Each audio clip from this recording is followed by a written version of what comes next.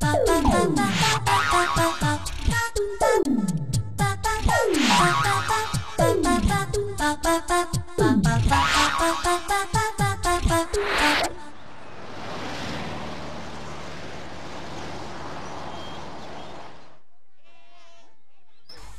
واقعا سخت مشغولم. سخت مشغولی؟ چطوری؟ من برای شرکت در یک مسابقه فرهنگی مشغولم. میگم تو مطالعه رو خیلی دوست داری، پس بازی رو عقب بندازین دیگه. ببین اینو بذاریم بعد از مسابقه انشالله بشه. باید در خونه بشینی. درسته، تا من معلوماتم رو اضافه کنم بعد اونا رو مرور کنم. پس به وسیله تهیه کتاب خب با تو همکاری میکنیم. من در کنارت هستم و تو رو تشویق میکنم تا تو جایزه رو حتما بگیری. از خداوند میخوام که منو موفق کنه. امیدوارم این جایزه رو ببری که قطعا پاداش مادی بزرگی داره. مطمئناً خیر بزرگی نصیب ما و سعد میشه. وقتی که پاداش مادی بزرگی به تو بدن، تو هم هدیه بزرگ گرانبهایی رو خب به ما میدی دیگه. خداوند منو و شما رو در رسیدن به خواسته هامون موفق کنه. خیلی بزرگیه. قسم میخورم.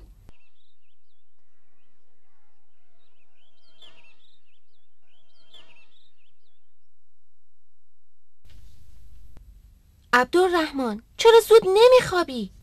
چون میخوام کتابامو مرور کنم مادر جون.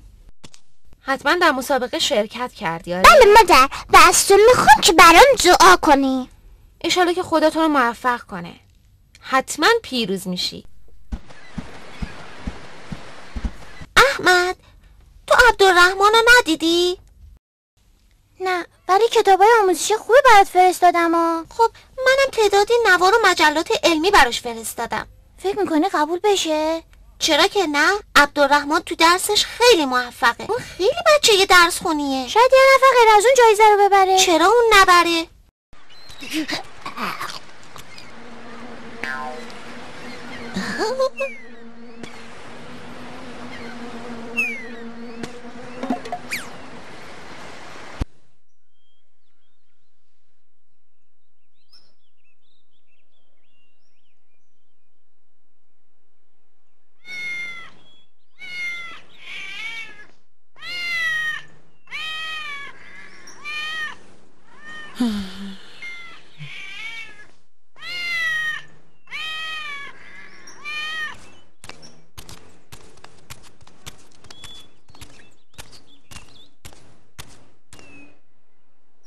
چی شده عبدالرحمن؟ من احساس میکنم تو از چیزی نگرانی.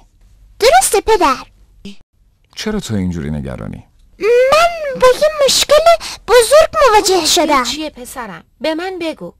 من به دوستم قول دادم که وقتی توی مسابقه قبول شدم یه هدیه خیلی بزرگ بهشون بدم.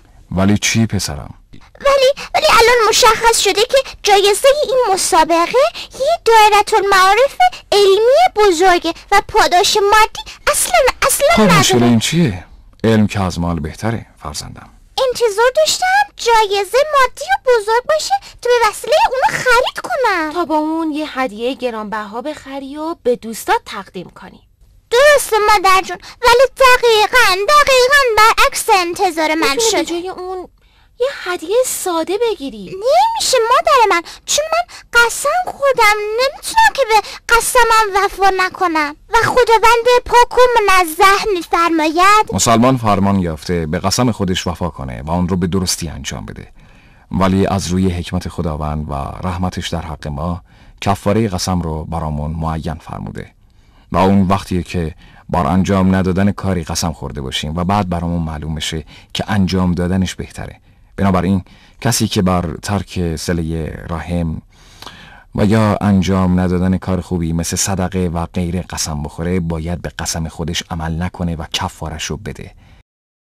خداوند بلند مرتبه می‌فرماید و خدا را دستاویز سوگندهای خود قرار مدهید تا بدین بهانه از نیکوکاری و پرهیزکاری و سازش دادن میان مردم باز ایستید و خداوند شنوای داناست. یعنی اینکه قسم خوردن به خدا رو مانع انجام کار نیک و صله رحم قرار ندید. وقتی که بر ترک اونها قسم خوردید، بدین صورت که هرگاه از شما خواسته بشه که کار نیکی انجام بدید و صله رحم به جای آورید، خودداری کنید و بگید قسم خوردم که این کارو نکنم و قسمت مانع انجام دادن کار خیر بشه، بلکه کفاره قسمت رو باید بدی و کار خیر رو باید انجام بدی. چطوری باید کفاره قسممو بپردازم؟ این نوعی از قسمه که منعقده نامیده میشه. پدر کلا چندین نوع قسم داریم ها؟ علما قسم رو به چندین نوع تقسیم کردن و اونا عبارتن از لغو، منعقده و بعدش حکم هر کدوم از اونا چجوریه؟ خداوند شما را به سوگندهای بیهوده تان مؤاخذه نمی کند، ولی به سوگندهایی که از روی اراده می خورید و می شکنید شما را مؤاخذه می کند و کفارش خوراک دادن به 10 بینواست از غذاهای متوسطی که به کسان خود می خورانید یا پوشانیدن آنان یا آزاد کردن برده‌ای و کسی که هیچ یک از اینها را نیابد باید 3 روز روزه بدارد. ببین پسرم، قسم لغو قسمیه که بدون قسم خوردن بر زبون جاری بشه، مانند کسی که میگه نه به خدا قسم و بله به خدا و بدون قسم چطوری باید کفاره این نوع از قسم رو داده بشه؟ این نوع قسم کفاره نداره. قسم منعقده چه نوع قسمیه پدر؟ با این که شخصی بر انجام دادن یا ندادن کاری در آینده قسم یاد کنه، همچنین قسمی اگر نتونست بهش عمل کنه باید کفارش رو حتما بپردازه. مثل قسمی که من خوردم. مثل قسمی که تو خوردی. بله پسرم، درسته که اون رو بشکنی و کفاری اون رو با دادن غذا یا لباس یا آزاد کردن یه برده و یا روزه گرفتن بپردازی. این یعنی چی پدر جون؟ یعنی اینکه غذا و یا لباس به 10 مسکین بدی. خب اون وقت غذا دادن به اونا به چه صورتی خداوند هست؟ بلند مرتبه می‌فرماید از غذای متوسطی که غالباً شخص به خانواده خودش می‌دهد، نه از غذایی که معمولاً در مناسبات خاص داده می‌شود و نه از غذای سبکی که در بعضی مواقع به آنان می‌دهد. بنابراین 10 مسکین رو به صرف نهار یا شام دعوت می‌کنی و یه غذای کافی براشون حاضر می‌کنی و به اونها غذا میدی. ببین به هر کدوم از اونا مثلا در حدود 1 کیلو برنج میدی. خب بعضی از فقهای معاصر تخمین زدن و میگن که در این مواقع خوبه که به همراه اون چیزی مثل گوشت و امثال اون داده بشه تا اون غذا کامل بشه. تهیه چنین غذایی با پولی که من دارم خیلی سخته. لباسشون به چه صورت هست؟ لباسی در حد متوسط، هر نوع لباسی که بشه با اون آدم خودش رو بپوشونه و کمترین اون لباسیه که معمولاً فقرا میپوشن. البته این نوع لباس در هر جایی میتونه متفاوت باشه. همچنین گفتن لباسی که بشه باهاش نماز خوند.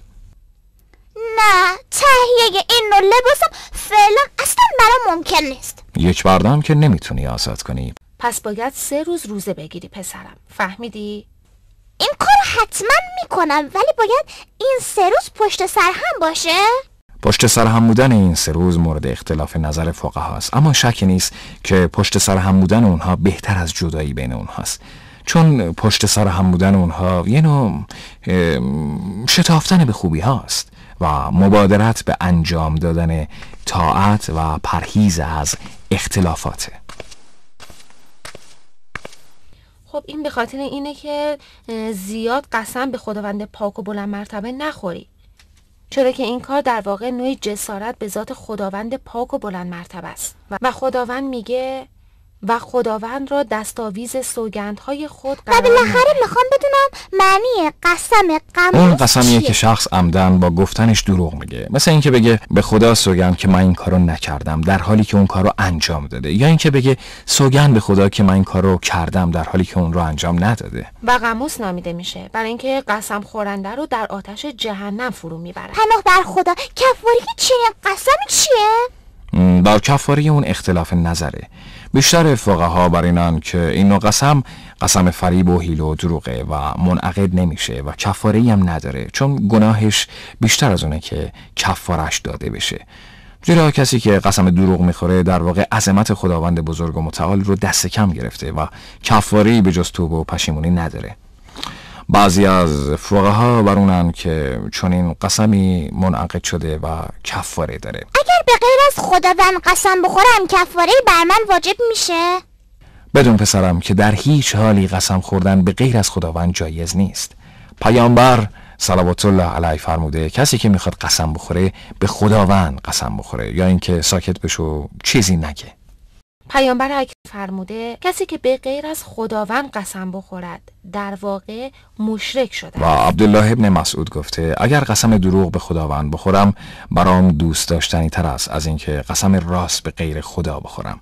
و این به خاطر اونه که قسم دروغ به خداوند خوردن حرامه، اما قسم خوردن به غیر خداوند تحریمش شدیدتره، چون اون شرکه و گناه دروغ از گناه شرک کمتره و هر دوتاشون از گناهان کبیره. و اما کسی که زبانش به قسم خوردن به غیر خداوند عادت کرده باید وقتی که چنین کاری رو از روی فراموشی انجام میده بگه لا اله الا الله.